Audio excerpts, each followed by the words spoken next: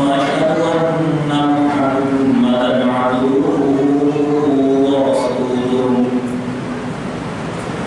اللهم صل على محمد وعلى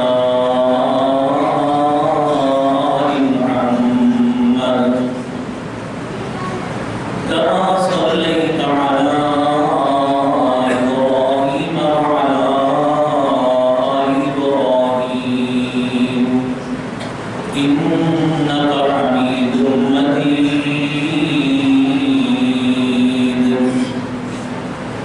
اللهم بارك على محمد وعلى آل محمد كما باركت على إبراهيم وعلى آل إبراهيم إنك حميد مجيد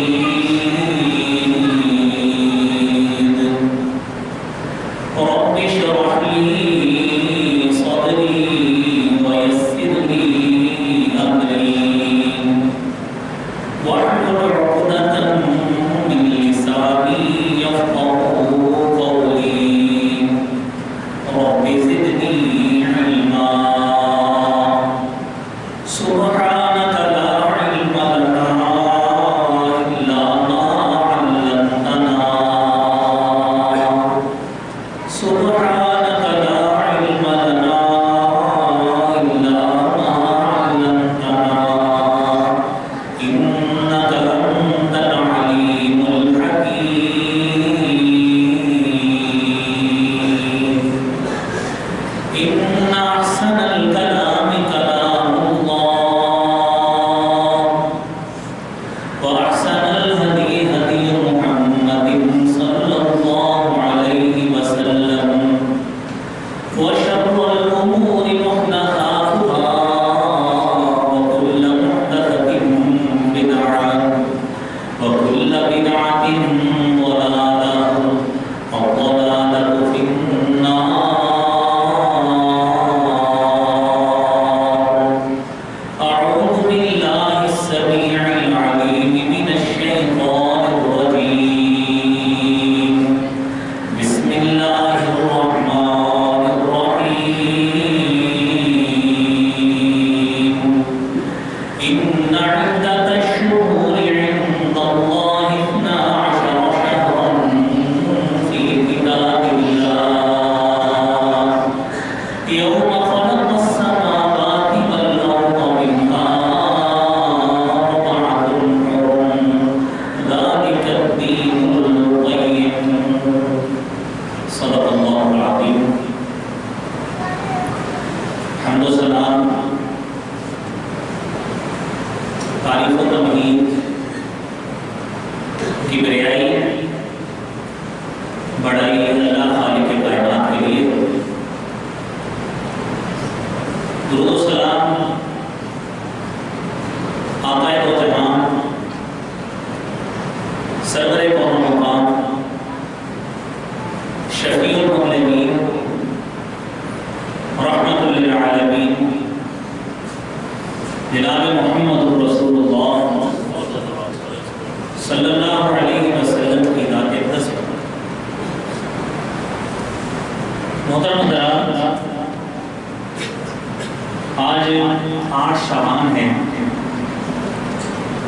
اور رات مغرب کے بعد 9 شعبان شروع ہو جائے گی اور بدھ اور جمعرات کی درمیانی رات شعبان کی نصف رات ہوگی خیر بات بتانا حقیقت سے آگاہی دینا اور شریعت کے متعلق کما حق ہو مفہوم کی ادائیگی کرنا ہر عالم ہر باعث ہر مبلغ ہر طالب علم کا فریضہ ہے کہ اس کو اللہ تعالیٰ نے جتنی استطاعت دی ہے جتنی اسے قابلیت دی ہے جتنی مسائل کی تفہیم اسے عطا فرمائی ہے ان تمام صلاحیتوں کو بروئے کار لاتے ہوئے ہر مبلغ، ہر واعظ، ہر مقرر وہ صحیح تعلیم لوگوں تک پہنچائے، کوئی ابہام نہ رکھے، اپنی بساط اور حیثیت کے مطابق اپنی تمام کی تمام صلاحیتوں کو بروئے کار لاتے ہوئے صحیح بات بتائے، انشاءاللہ اللہ ضرور برکتیں عطا فرماتے ہیں۔ آپ کے سامنے سورہ توبہ کی آیت تلاوت کی ہے۔ خالق کائنات فرماتے ہیں ان عدت الشہور عند اللہ 12 شہرا فی کتاب اللہ یوم خلق السماوات والارض، جب سے اللہ خالق کائنات نے آسمانوں کی زمین کی تخلیق کی ہے، اس وقت سے لے کر مہینوں کی تعداد کتنی رکھی ہے؟ 12۔ منہا اربعۃ حرم، اس میں 4 مہینے حرمت والے ہیں۔ اس کی وضاحت پہلے کئی مواقع پر ہو چکی ہے کہ حرمت والے مہینوں کی اصل جو معنی مفہوم وہ ہے کیا ہے، یعنی اس میں ظلم نہیں کرنا، لڑائی نہیں کرنی۔ یہ چیزیں تو باقی جگہ پر بھی شریعت اسلامیہ میں حرام ہے، لیکن کہاں کہاں پر قتال جہاد جہاں پر فرض ہے وہ ایک علیحدہ تقسیم ہے جو ہمارا موضوع آج کا نہیں ہے۔ اب بات ہو رہی ہے کہ اللہ خالق کائنات نے 12 تعداد رکھی ہے مہینوں کی، اور اس میں 4 مہینے حرمت والے، ذوالقعدہ، ذوالحج، محرم اور رجب۔ یہ 4 مہینے جس میں خالق کائنات نے ہمیں حکم دیا ہے لا تظلموا فیہن انفسکم، اپنے اوپر ظلم نہیں کرنا ان مہینوں میں۔ قاتلوا المشرکین کافہ، کافروں کے ساتھ، مشرکوں کے ساتھ مکمل لڑائی کرنی ہے جس طرح انہوں نے آپ کے ساتھ کی۔ پہل نہ کریں، اگر وہ چڑھائی کرتے ہیں تو پھر جواب ضرور دینا۔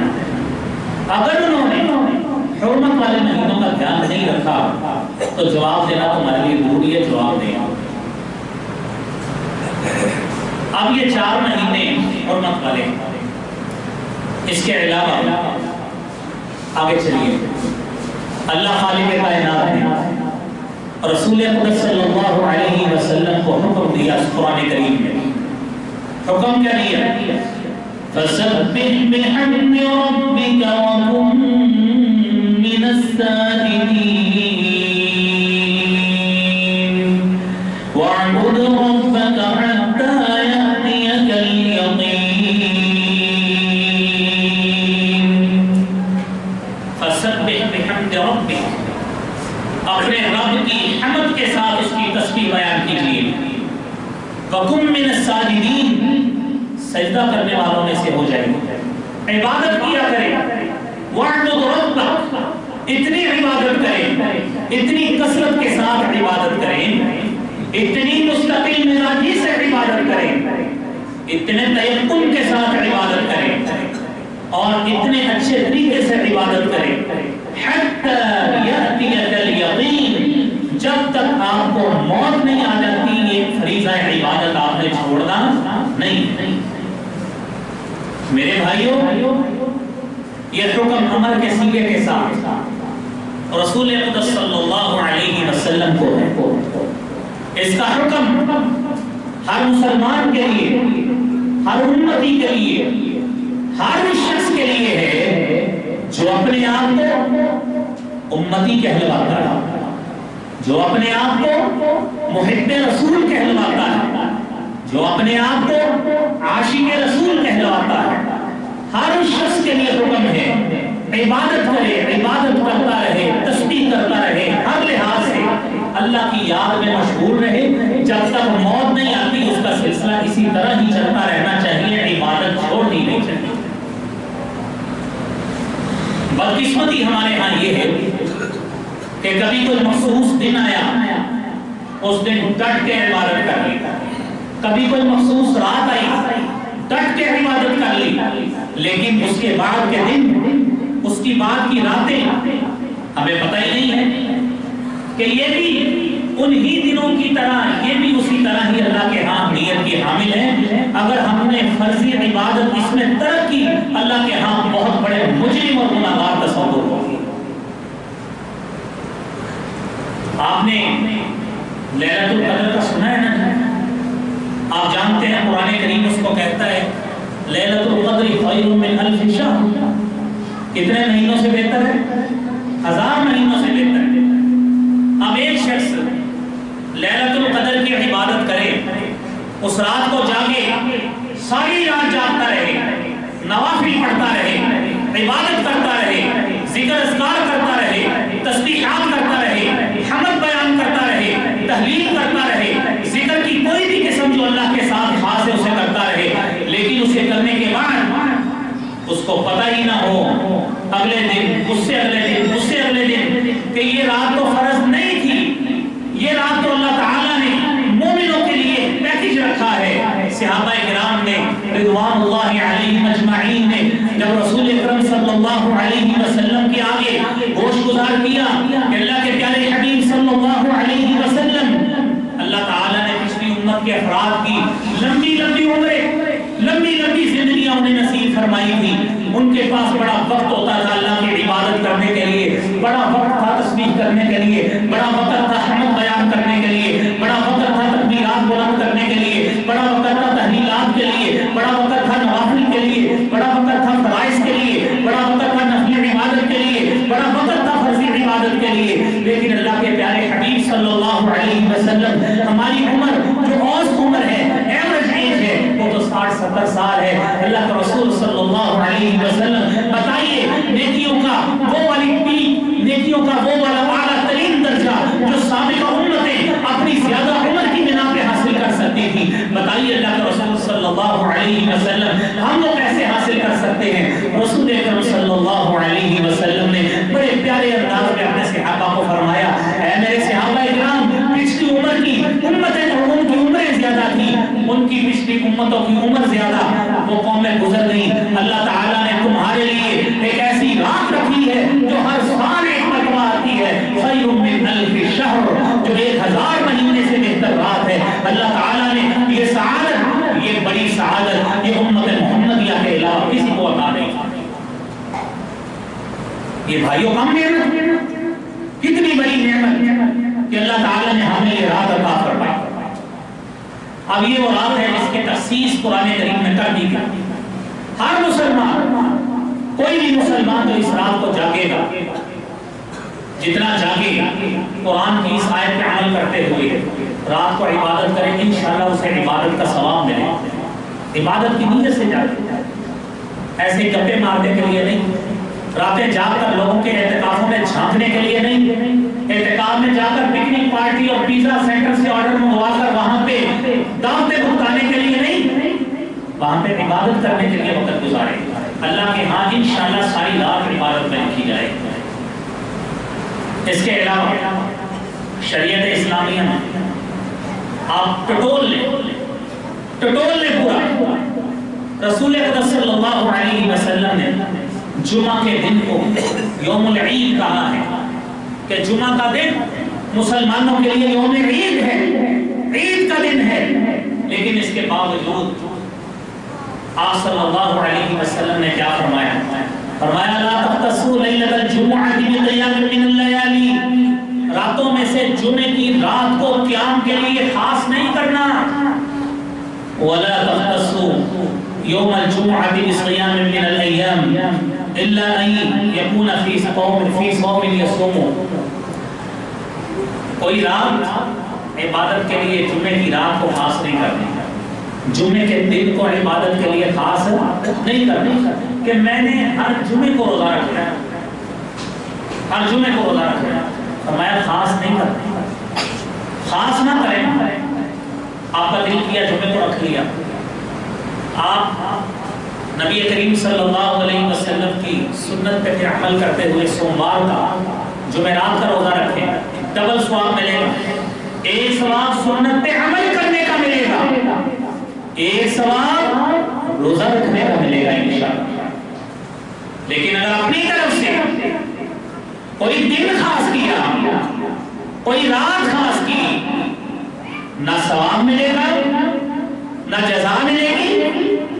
الٹا رسول اقدس صلی اللہ علیہ وسلم کے اس قول کے، اس حدیث کے ہم مخالف عمل کریں گے. قرآن کریم میں اللہ رب العزت نے فرمایا ما خلقت الجن والانس الا ليعبدون. میں نے جنوں اور انسانوں کی تخلیق صرف عبادت کے لیے کی. میری عبادت کریں. مومن کا تو ایک ایک لمحہ عبادت میں تقسیم ہو سکتا ہے، عبادت میں شمار ہو سکتا ہے، اگر وہ اپنے ایک ایک لمحے کو شریعت اسلامیہ کے مطابق رسول اقدس صلی اللہ علیہ وسلم کی تعلیم کے مطابق گزارتا ہے، انشاءاللہ ایک ایک لمحہ عبادت میں لکھا جاتا ہے. اتنا اعلیٰ پیکیج اور اتنا شاندار موقع ہر مسلم کے لیے، ہر مسلمان کے لیے. کیونکہ میرے بھائیوں آپ دیکھیے رسول اقدس صلی اللہ علیہ وسلم کا اس شعبان کے مہینے میں آپ کا عمل کیا تھا؟ حضرت مغیرہ بن شعبہ رضی اللہ تعالی عنہ آپ صلی اللہ علیہ وسلم سے سوال کیا میں کیا کروں ان دنوں؟ فرمایا لا یزال لسانک رطبا من ذکر اللہ، تیری زبان ہمیشہ اللہ کے ذکر سے تر رہنی چاہیے. تیری زبان اللہ کے ذکر سے تر رہے گی، انشاءاللہ کتنا بڑا ثواب ملے گا، عبادت کا ملے گا کہ نہیں ملے گا. عائشہ رضی اللہ تعالی عنہا فرماتی ہیں كان أحب الشهور إلى رسول الله صلى الله عليه وسلم أن يصومه شعبان ثم يصله برمضان. سنن ابی داؤد کی روایت ہے رسول اقدس صلی اللہ علیہ وسلم نے فرمایا، رسول اقدس سید عائشہ فرماتی ہیں کہ نبی کریم صلی اللہ علیہ وسلم کو جو سب سے بہترین مہینہ، پسندیدہ مہینہ روزہ رکھنے کے لیے لگتا تھا وہ شعبان کا مہینہ ہوتا تھا. ثم یصلہ برمضان، اس مہینے کے روزے رکھتے رکھتے آپ رمضان کو ساتھ ملا دیتے ہیں. یہ آپ صلی اللہ علیہ وسلم کا عمل. سنن ابی داؤد کی حدیث، سیدہ عائشہ رضی اللہ تعالی عنہا حدیث کی راوی ہے. دوسری حدیث فرماتی ہیں ما رأيت النبي صلى الله عليه وسلم في شهر أكثر صياما منه في شعبان كان يصومه إلا قليلا بل كان يصوم كله. جامع ترمذی کی حدیث ہے. میں نے نبی کریم صلی اللہ علیہ وسلم کو دیکھا کیسے کہ آپ اکثر شعبان کے اکثر دنوں کا روزہ رکھتے تھے. كان يصوم الا قليلا، تقریباً سارے ہی دنوں کے روزے رکھتے تھے، کم دن چھوڑتے تھے. بلکہ سیدہ فرماتی ہیں بل كان يصومه كله، بلکہ رسول اقدس صلی اللہ علیہ وسلم کے بارے میں اگر یہ کہہ دیا جائے کہ وہ سارے مہینے کے روزے رکھتے تھے تو یہ بھی غلط بات نہیں ہے، تقریباً رکھ لیتے تھے. یہ شعبان کا عمل ہے. اور اگلی حدیث سنیے، سیدہ ام سلمہ رضی اللہ تعالی عنہا فرماتی ہیں آپ کی زوج محترمہ ما رأيت النبي صلى الله عليه وسلم يصوم شهرين متتابعين إلا شعبان ورمضان. میں نے نبی کریم صلی اللہ علیہ وسلم کو لگاتار 2 مہینوں کے روزے رکھتے دیکھا. ایک مہینہ شعبان کا تھا، ایک مہینہ رمضان کا تھا. سیدہ ام سلمہ رضی اللہ تعالی عنہا فرماتی ہیں. اب بھائیوں یہ بتانا آپ کا یہ عمل، آپ شعبان کے کثرت کے ساتھ روزے رکھتے تھے، کیوں؟ حکمت کیا ہے؟ مسلمہ رضی اللہ تعالی عنہ روایت کرتے ہیں میں نے رسول اقدس صلی اللہ علیہ وسلم سے اسی بارے میں سوال کیا. آپ صلی اللہ علیہ وسلم نے فرمایا، سنن نسائی کی حدیث ہے ذالک شہر تغفل الناس منہ بین رجب ورمضان، یہ وہ مہینہ ہے لوگ رجب چونکہ حرمت کا مہینہ ہے، رمضان فرضی روزوں کا مہینہ ہے، اس کے درمیان تھوڑی سی سستی اور کاہلی کا شکار ہو جاتے ہیں، اور اس سستی اور کاہلی کا شکار ہونے سے بچنے کے لیے میں روزے رکھتا ہوں۔ یقیناً جو آپ کا عمل تھا صحابہ کرام رضوان اللہ علیہم اجمعین بھی اسے عمل کو اڈاپٹ کرنے کی کوشش کرتے ہیں۔ آپ نے فرمایا وَهُوَ شَهْرٌ تُرْفَعُ فِيهِ الْأَعْمَالُ إِلَىٰ رَبِّ الْعَالَمِينَ وَأُحِبُّ أَن يُرْفَعَ عَمَلِي وَأَنَا صَائِمٌ، اور یہ وہ مہینہ ہے جس میں اللہ رب العزت کے پاس اعمال پیش کیے جاتے ہیں۔ وَأُحِبُّ، اور میں محمد صلی اللہ علیہ وسلم اس بات کو پسند کرتا ہوں أَن يُرْفَعَ عَمَلِي، میرا عمل اس مہینے میں اللہ کے ہاں جب پیش ہو وَأَنَا صَائِمٌ، میں روزے کی حالت میں۔ کیسی بات؟ دو حکمتیں سامنے ہیں۔ ایک حکمت سامنے یہ آئی کہ رجب کا مہینہ حرمت والا ہوتا ہے، لوگ اس حرمت کی وجہ سے حرمت کا دھیان رکھتے ہیں۔ رجب گزر جاتا ہے، پھر شعبان آ جاتا ہے، آگے رمضان آتا ہے، رمضان کی تیاری کرتے کرتے اس کے بارے میں سوچ فکر کرتے رمضان آ جاتا ہے، شعبان کا مہینہ رہ جاتا ہے اپنی طبیعت کی بحالی کے لیے، اپنے تما کو چیک کرنے کے لیے، اپنے جسم کی میلان اور رغبت کو چیک کرنے کے لیے ان دنوں میں روزے رکھا کرو۔ دو کام ہوں گے، ایک تو اللہ کے رسول صلی اللہ علیہ وسلم کی سنت پہ عمل ہوگا انشاءاللہ تعالی، اور دوسری بات یہ ہے کہ تما اور میلان چیک ہو جائے گا کہ ہم اس موسم میں سختی والے میں کتنی دیر برداشت کر سکتے ہیں، تاکہ جو فرضی روزے ہیں، جو فرضی عبادت ہے، کہیں اس سے ہماری غفلت اور کوتاہی نہ ہو جائے۔ اس کو اچھا بنانے کے لیے، اس کو کوالٹی والا بنانے کے لیے، اس کو حقیقت میں تبدیل کرنے کے لیے اپنی جسمانی پریکٹس بھی ہمیں کرنی چاہیے۔ اب بھائیوں دیکھیے، میں نے ابتدا میں آپ کے سامنے حدیث پڑھی، لا تختصوا لیلۃ الجمعۃ بقیام من اللیالی، راتوں میں سے جمعے کی رات کو مخصوص نہ کرو قیام کے حوالے سے، ولا تخصوا یوم الجمعۃ بصیام، اور نہ ہی روزے کے لیے جمعے کا دن منتخب کرو، الا ان یکون فی صوم یصومہ احدکم، صحیح مسلم کی 1144 نمبر حدیث ہے، سوائے اس شخص کے جو روٹین میں روزے رکھ رہا ہے، اگر اس کے روزے میں جمعے کا دن بھی آ گیا تو اس کے لیے کوئی حرج نہیں۔ اب آپ بھائیوں دو تین باتیں آپ سے اس حوالے سے شیئر کرنی ہے۔ آپ کو یہ بات بتا دیں کہ کوئی دن خاص نہیں کرنا، دن وہی خاص ہو سکتے ہیں جو اللہ کے رسول صلی اللہ علیہ وسلم سے ثابت ہے، یا قرآن میں چیز آئی ہے، یا حدیث مصطفیٰ میں آپ صلی اللہ علیہ وسلم کا عمل یا قول رہا ہے۔ آپ کو لیلۃ القدر کا بتایا، لیکن پھر بھی رات وہاں پہ فکس نہیں کی کہ فلاں رات ضرور جاگے گا۔ ہماری سہولت کے لیے بتایا گیا رمضان میں ہوتی ہے، اور رمضان کے آخری عشرے میں 5 راتوں میں سے ایک رات ہوتی ہے۔ ایک رات فکس کر کے نہیں بتائی۔ پھر دیکھیے روزے کے حوالے سے بتایا کہ آپ صلی اللہ علیہ وسلم کا عمل تھا سوموار اور جمعرات کا روزہ رکھنا، ایام 20 کے روزے رکھنا، کہ آپ صلی اللہ علیہ وسلم رکھتے تھے۔ یہ آگے انشاءاللہ جمعے میں بتائیں گے روزوں کی قسمیں جب رمضان کے قریب آئے۔ تو بھائیوں یہ اب اگر ہم اپنے طور پر اپنے دل میں آئی بات کو دین بنانے کی کوشش کریں گے تو کیا وہ دین بن جائے گا؟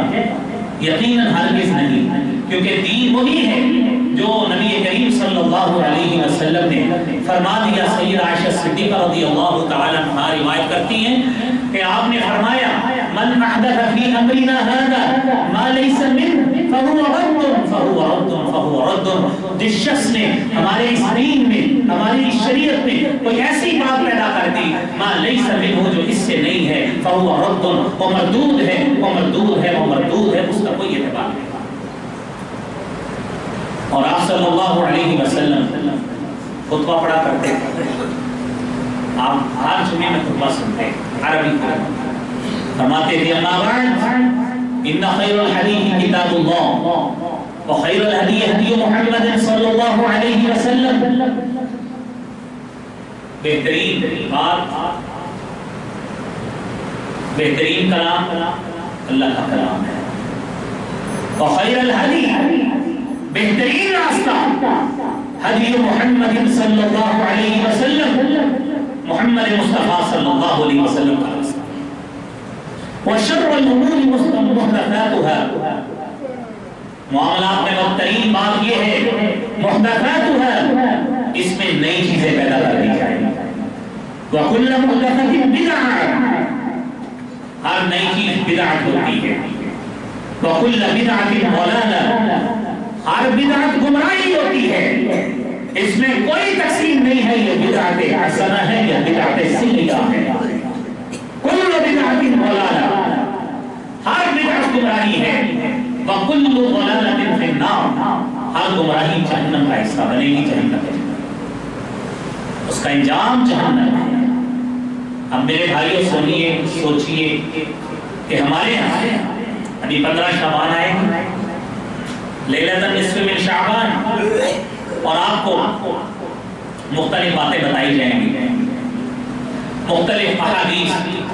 آپ دیکھیں گے کہ میڈیا کے ذریعے، چینلز کے ذریعے، پرنٹ میڈیا کے ذریعے آپ کے سامنے باتیں آئیں گی. اور 2-3 حدیث میں آپ کے سامنے رکھ دیتا ہوں جو پیش کی جائیں گی کہ ان حدیثوں کی حقیقت کیا ہے. وہ حدیثیں سننے سے پہلے آپ ایک بات، ایک کلیہ ذہن میں رکھ لیں. رسول اقدس صلی اللہ علیہ وسلم نے فرمایا من احدث فی امرنا هذا ما ليس منه فهو رد، جس شخص نے ہمارے اس دین میں نئی بات پیدا کی وہ رد ہے. اور دوسری متواتر حدیث من کذب علی متعمدا فلیتبوأ مقعدہ من النار، یہ متواتر حدیث ہے. تواتر کے ساتھ، تواتر عملی کی، تواتر لفظی کی، تواتر معنی کے ساتھ یہ حدیث موجود ہے کہ جس شخص نے مجھ پر جان بوجھ کر جھوٹ مانگا، جو بات میں نے نہیں کی اس نے مجھ محمد صلی اللہ علیہ وسلم کی طرف منسوب کی. فلیتبوأ مقعدہ من النار، اس کو چاہیے کہ وہ اپنا ٹھکانہ جہنم میں بنا دے. کیسے حدیث سنیے، آپ کو 2-3 باتیں بتائی جائیں گی، آپ وہ بھی سن لیجیے. سورہ دخان اس کی آیات، سورہ القدر اس کی آیات، اور 2 احادیث کی آپ سنیں. سورہ دخان کی آیات سنیں. حمیم والکتاب المبین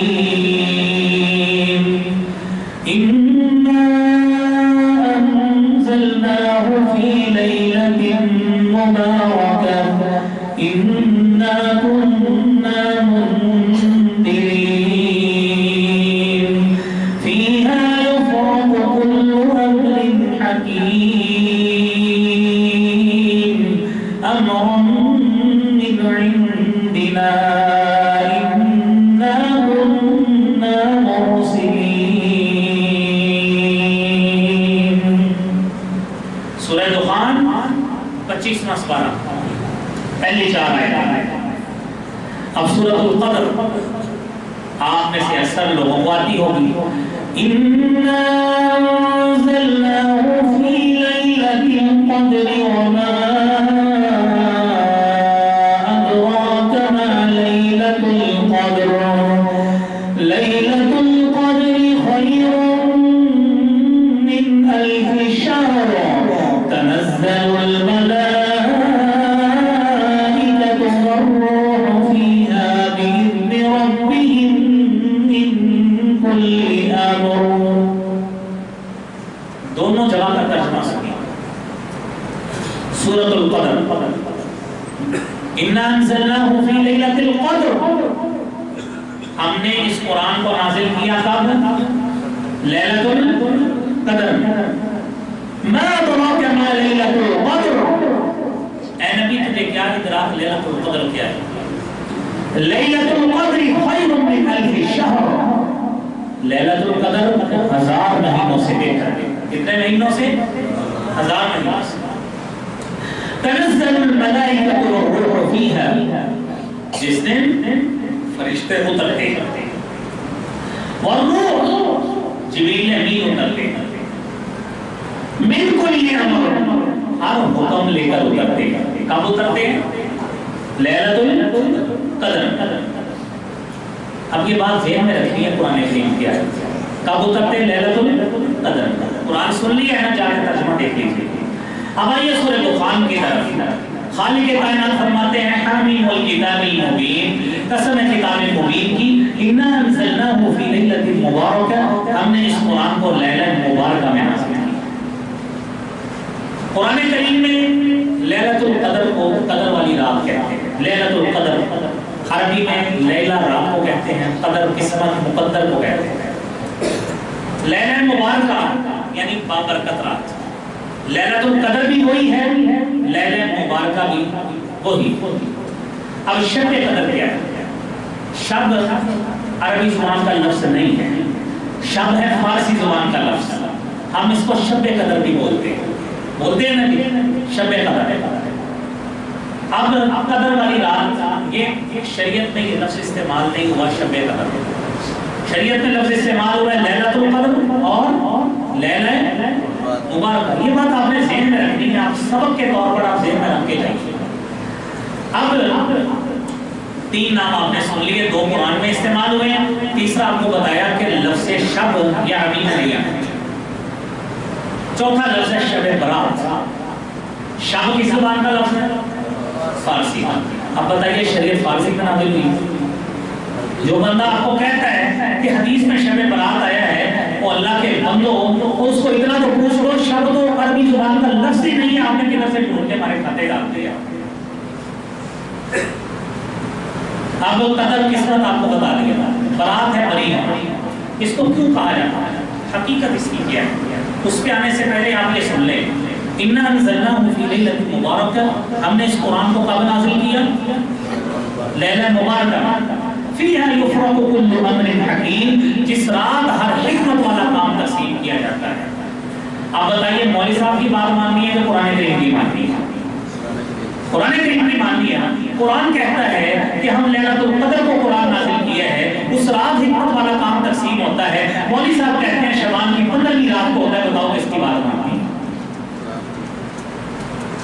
سوچئے نا، جو شخص آپ کو کہے گا اس کو پڑھائیے قرآن جا کے، قرآن پڑھائیں اس کو جا کے کہ اللہ کے بندے آپ کی وہ عقل ماری نہیں ہے، ساری زندگی آپ نے ہمیں بیوقوف بنائی رکھا ہے۔ قرآن کریم کہتا ہے ہم نے اس کو لیلہ مبارکہ میں نازل کیا ہے، لفظ شب برات نہ قرآن میں آیا ہے نہ حدیث میں آیا ہے، آپ نے کس حدیث کے تحت ہمیں 15ویں رات جگا کر ہماری قسمتوں کے فیصلے لے پا لیے۔ فیہا یفرق کل امر حکیم، جس رات ہر حکمت والا کام تقسیم کیا جاتا ہے۔ تنزل الملائکۃ والروح فیہا بإذن ربہم من کل امر، رب کے حکم کے ساتھ فرشتے اترتے ہیں، جبریل اترتے ہیں، ہر حکم لے کر اترتے ہیں۔ کس رات اترتے ہیں؟ لیلۃ القدر۔ اب بھائیوں نام اس کا کیوں رکھا گیا؟ نام اس حدیث کی بنا پہ رکھا گیا۔ ایک حدیث ہے، ان اللہ عز وجل ينزل ليلة النصف من شعبان، اللہ تعالی شعبان کے نصف کو اترتے ہیں، اور کیا ہوتا ہے؟ الى السماء الدنیا، آسمان دنیا تک، فیغفر لأکثر من عدد الشعر ونم کلب، بنو کلب کی بکریوں کے بالوں سے زیادہ لوگوں کی تعداد کو معاف کرتے ہیں۔ یہ حدیث آپ اکثر سنیں، ہر مولوی سنائے گا، ہر مفتی سنائے گا، ہر ٹی وی کی اسکرین پہ آدمی سنائے گا، اخبار کی سرخیوں میں آئے گا، سارا کچھ ہوگا۔ جو اس میں فیچر آتے ہیں نا، اسلامی فیچر، ہر اخبار کا مختلف دن ہے، اس میں آپ دیکھیں۔ اب اس حدیث کی حقیقت سنیے، امام ترمذی نے صفحہ نمبر 187 پر حدیث نمبر 739 اس پہ اس کو درج کیا ہے، اور ساتھ حکم کیا لگایا؟ فرماتے ہیں حدیث عائشہ لا نعرف الا من هذا الوجه من حدیث الحجاج، حجاج کے علاوہ ہمیں اس کا کوئی طرق نہیں ملتا، اور میں نے اپنے استاد محمد بن اسماعیل بخاری کو سنا یضعف هذا الحدیث، وہ اس حدیث کو کمزور ناقابل عمل قرار دیتے ہیں۔ جس نے حدیث اپنی کتاب میں درج کی ہے وہ ساتھ حکم بھی دے رہا ہے کہ اس حدیث کو ضعیف قرار دیا گیا ہے، یہ حدیث صحیح نہیں ہے، اور ساتھ یہ بھی فرمایا یحییٰ بن ابی کثیر، دو اس میں واسطے ٹوٹ گئے، فرماتے ہیں اس حدیث کی سند میں، آپ حدیث کی سند سنیے، میری طرف دھیان کریں آپ۔ امام ترمذی فرماتے ہیں حدثنا احمد بن منیع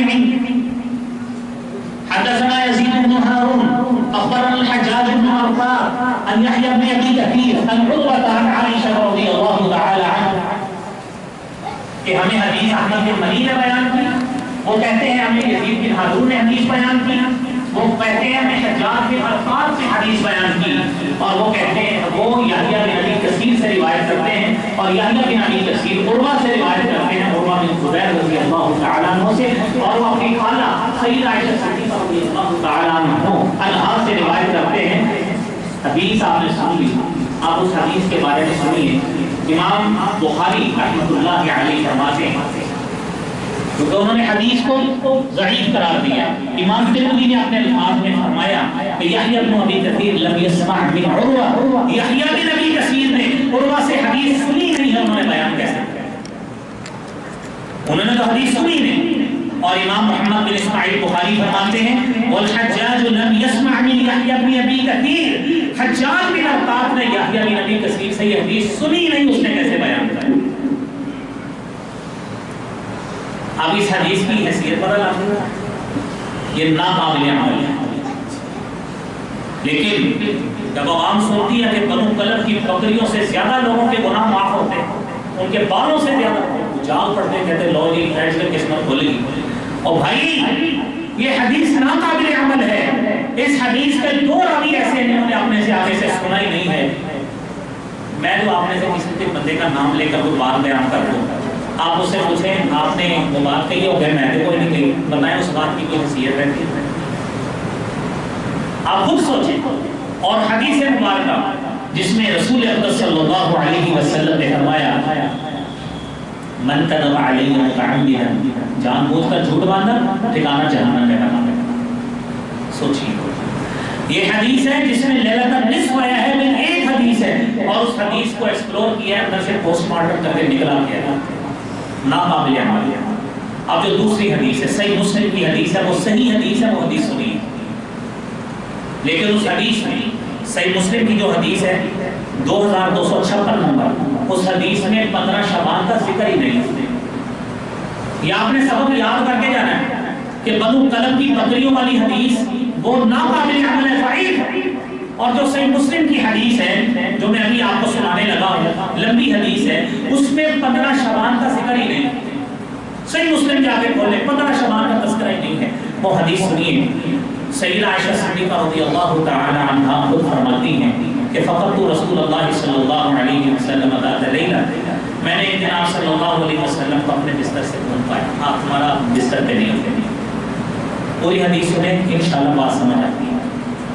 فرماتی ہے لما كانت ليلتي التي كان النبي صلی اللہ علیہ وسلم فيها عندي انقلب فوضع رداءه، اپنی چادر رکھی، وخلع عليه، جوتے اتارے، فوضعهما عند رجليه، اپنے پاؤں کے پاس رکھا، وبسط طرف ردائه على فراشه، اور اپنی چادر کا ایک حصہ فرش پہ پھیلایا، فاضطجع، لیٹ گئے، فلم يلبث الا رأيت ما ظن اني قد رقدت، تھوڑا سا وقت گزرا تھا آپ نے سوچا کہ میں سو گئی ہوں، فأخذ رداءه رويدا، فأخذ رداءه رويدا، جلدی سے اپنی چادر لی، وانتعل رویدا، جلدی سے جوتا پہننا، وفتح الباب رویدا، جلدی سے دروازہ کھولا، فخرج، نکل گئے، ثم اجافه رویدا فجعلت درعی فی رأسی فاختملت وتنفعت بذلك، میں نے یہ سارا منظر دیکھا، میں نے بھی جلدی جلدی اپنی چادر لی،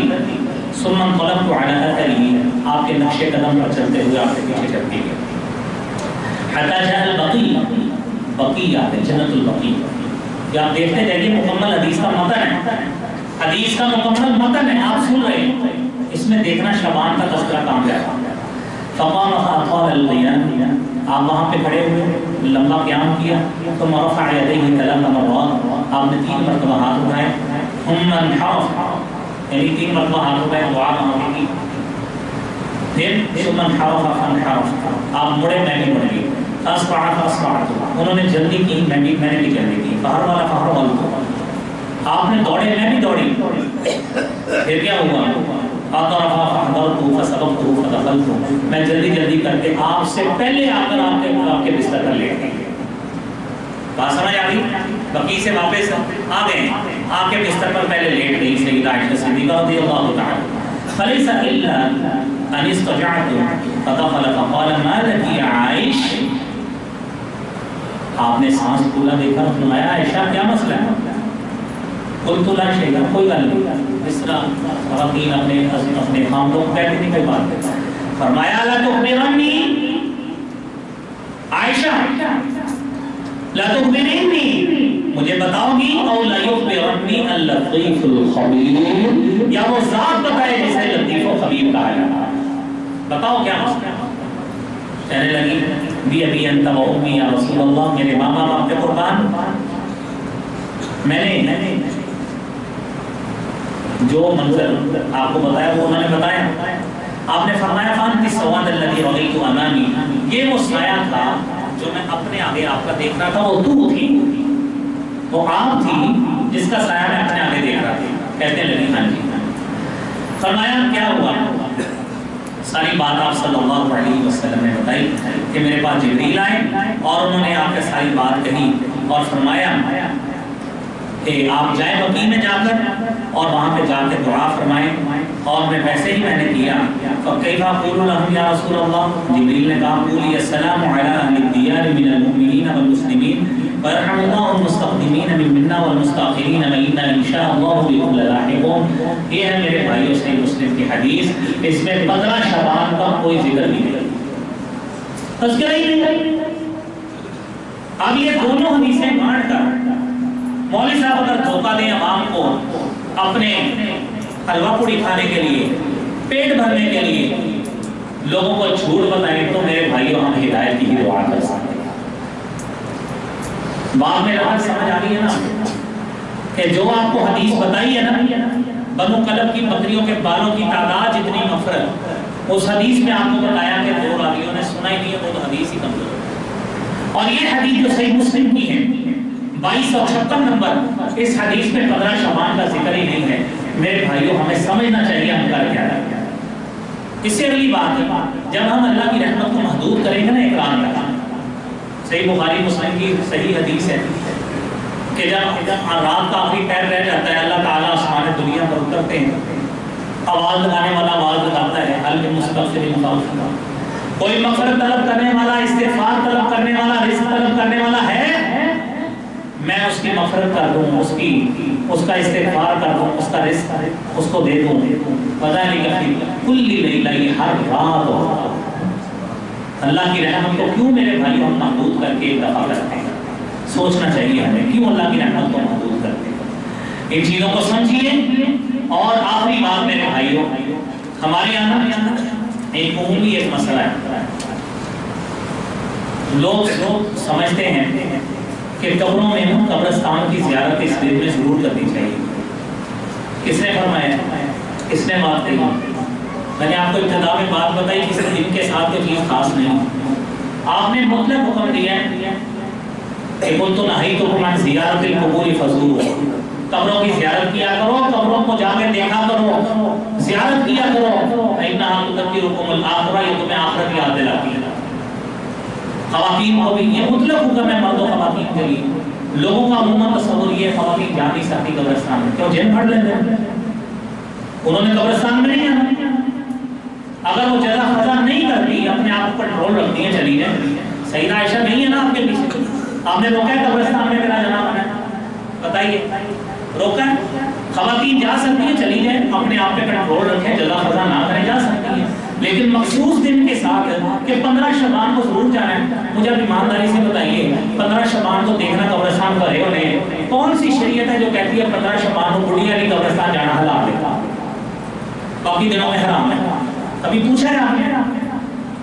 مطلق دن ہے سارے، خاتون کبھی بھی جا سکتی ہے، چلی جائے، جا کے دعا کر لے، آخرت یاد آتی ہے، حدیث پہ عمل ہوتا ہے۔